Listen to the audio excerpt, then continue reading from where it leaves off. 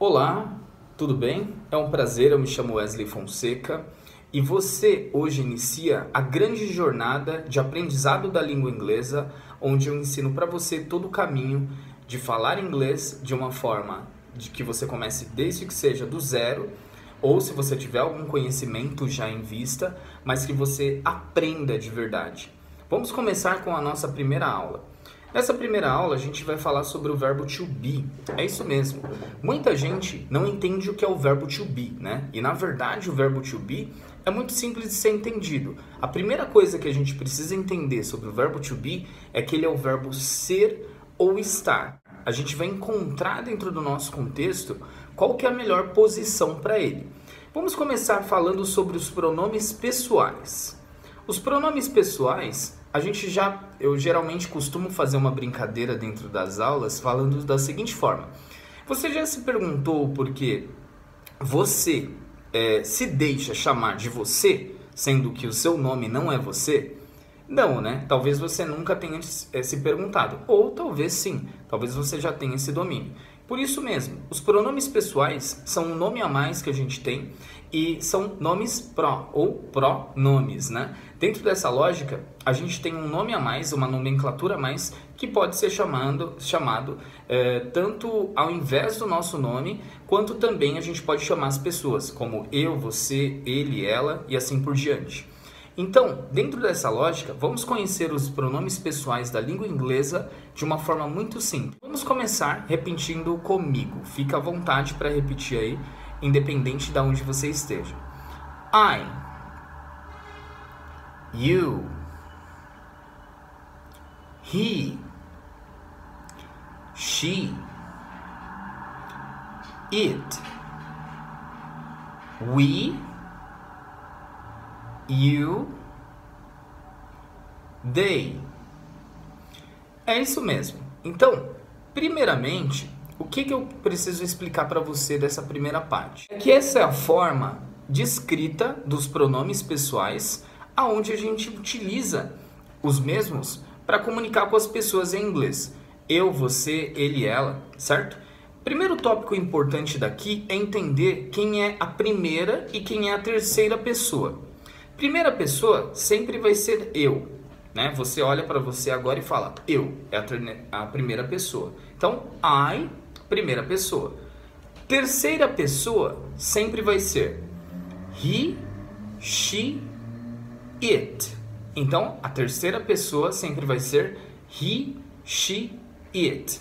Ele, ela, ele ou ela, para coisas, objetos e animais. Eu vou dar um pouco mais de detalhamento sobre esse assunto do it, para você entender o porquê que é ele ou ela, para coisas, objetos e animais, mas particularmente dizendo, o primeiro ponto que você precisa entender aqui, que he, she e it, esses três pronomes, eles fazem parte da terceira pessoa. É muito sábio da parte de você, nesse momento, memorizar isso, porque vai ajudar muito nas próximas explicações que a gente vai ter. Ok?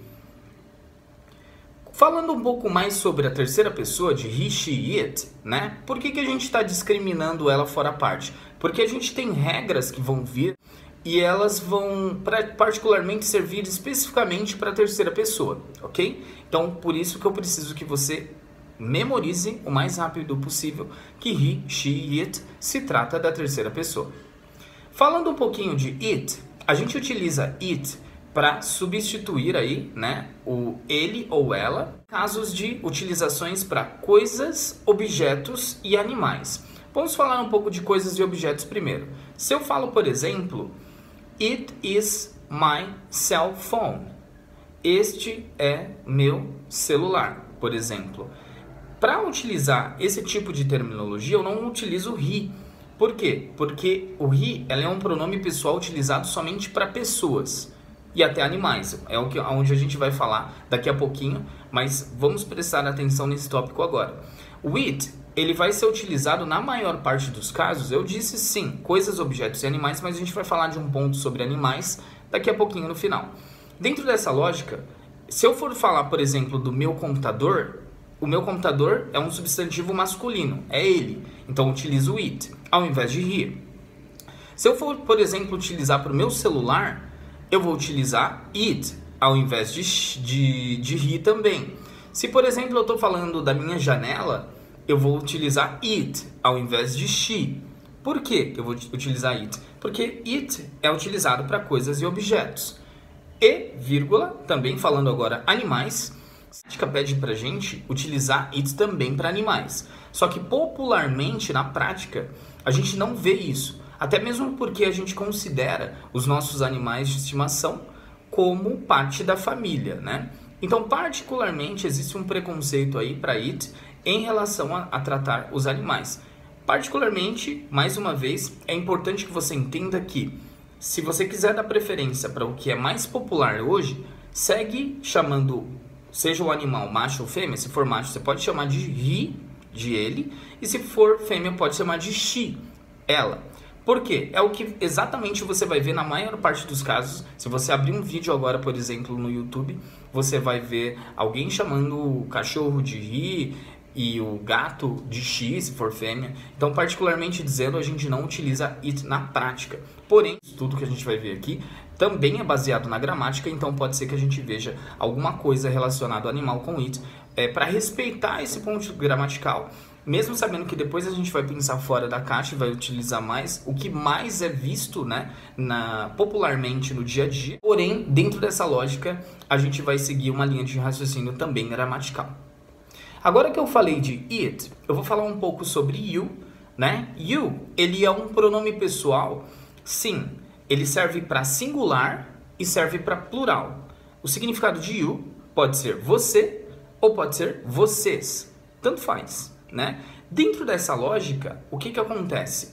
Eu vou entender dentro do meu contexto se ele significa você ou vocês. Porque, por exemplo, é muito simples falar sobre isso. Se eu digo para você, you are my friend, você entende que you are my friend, eu estou falando de um amigo só. Então, você é meu amigo. Ou pode ser amiga também, né? Porque friend serve para amigo ou para amiga, para os dois gêneros.